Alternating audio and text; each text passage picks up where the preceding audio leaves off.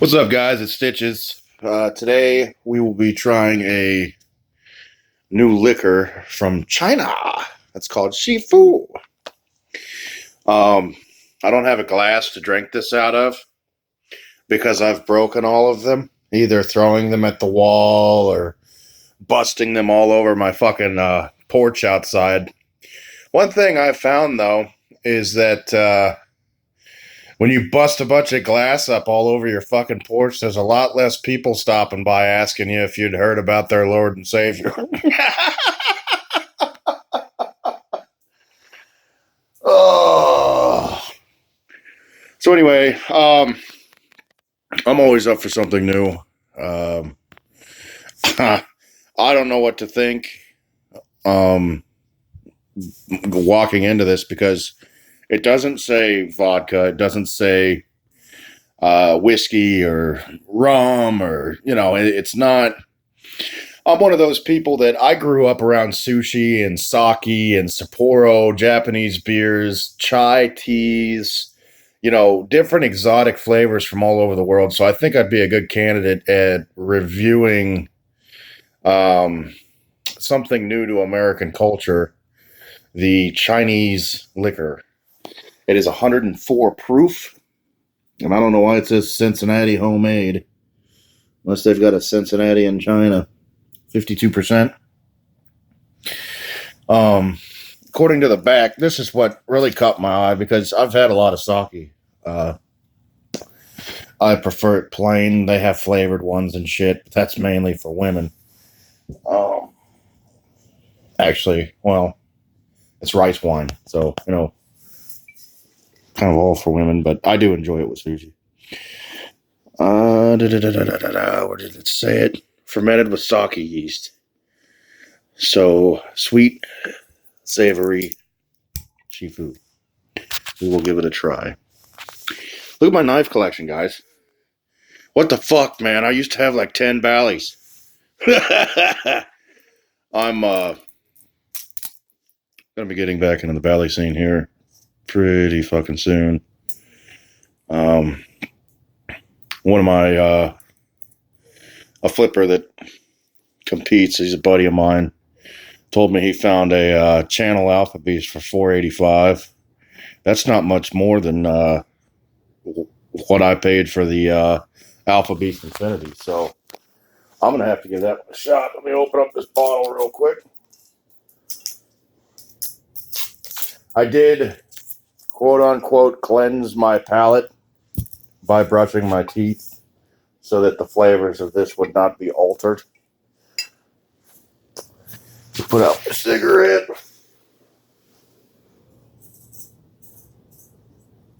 Ba-da-ba.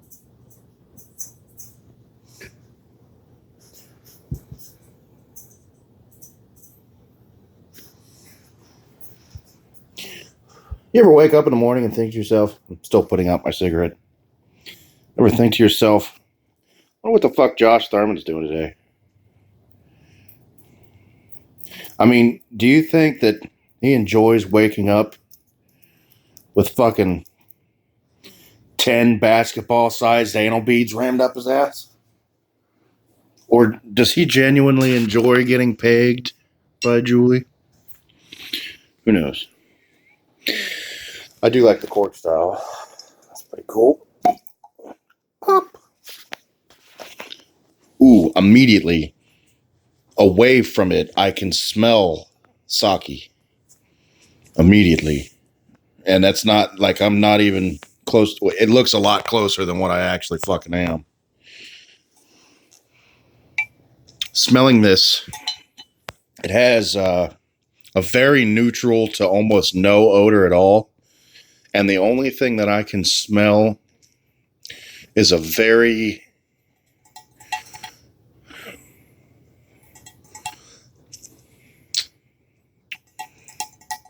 foliage type of sake. It's almost no odor at all. And when you get higher proof liquors, like this is 104 proof, when you get higher proof liquors that don't have a smell to them, that's usually a good fucking sign. So let's have a taste.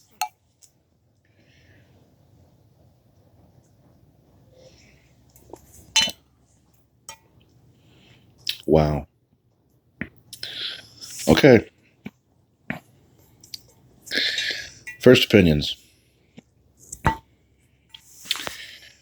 Well, um, it's got a. The first thing you taste is sake, and then it burns your tongue in the back of your throat.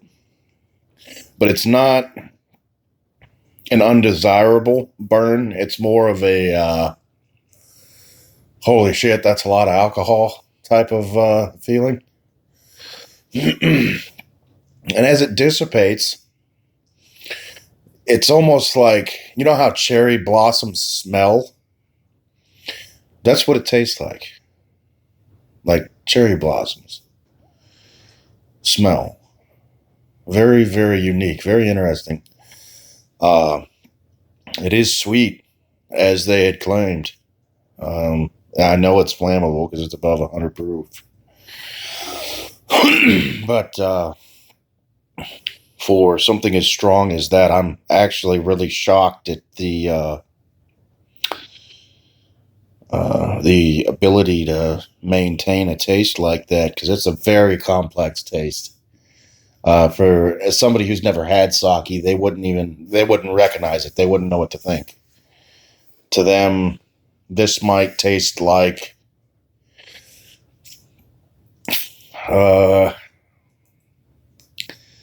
gasoline. I wouldn't know how to put it. I mean, unless you've had sake, is a very, very light flavor.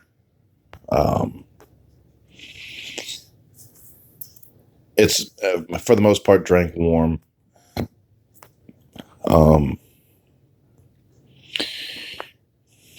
The only comparison that I can think of, this is not like American liquors at all, but the only thing that I can think to compare it to would be, let's have another taste. Pop. Have another taste of that.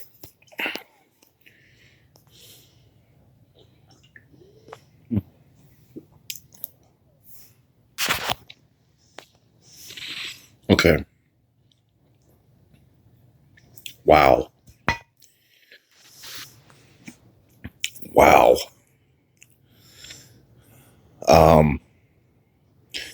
I can't match that flavor to anything that I've had ever in my life. It's a very flowery type of sweetness.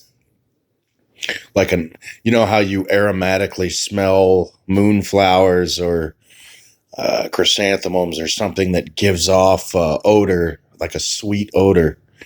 That's what it tastes like. So that's like me trying to describe how the color purple tastes. It's almost impossible.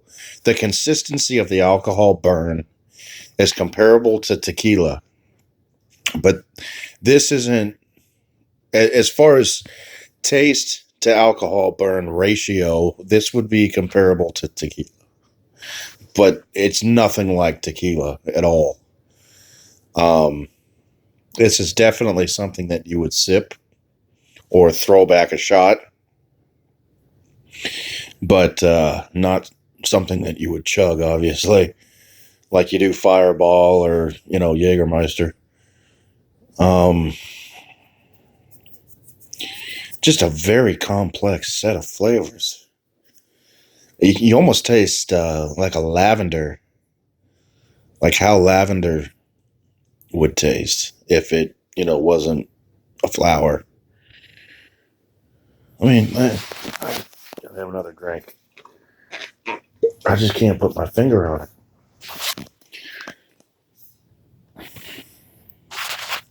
It's very, very unique, and it's not bad at all. I mean, it's actually, I'm not going to say that I'm going to buy this every time I go to the liquor store, but it's pleasant. It's not bad. Just smelling it, it just smells like sake to me. Sake doesn't have much of a smell at all. It's rice wine.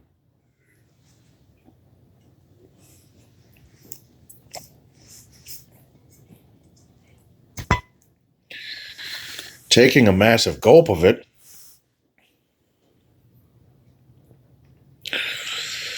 it immediately surrounds your tongue with a sweetness. A very light sweetness. And 2 or 3 seconds after swallowing, you get the typical burn. But it's complemented with a flavor that would require you not to have to take a chaser with it. And it's very smooth. It's very subtle. I mean, if you were to put this in orange juice, you probably wouldn't even know it was there. It's delicious in that aspect. A 750 milliliter bottle of this here in America. Home, period, made.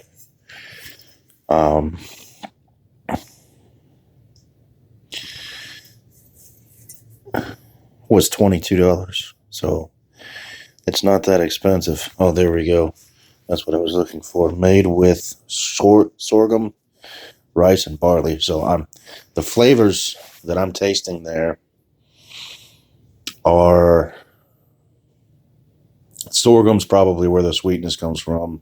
Rice is obviously the sake, the fermented yeast. You can smell it and you can taste it. It's very, very subtle. There's not much there. The barley's what gets it. But barley doesn't taste like that. This doesn't taste like barley to me. Or it's not hopsy. It's not bitter. It's just sugarlessly sweet. Like it's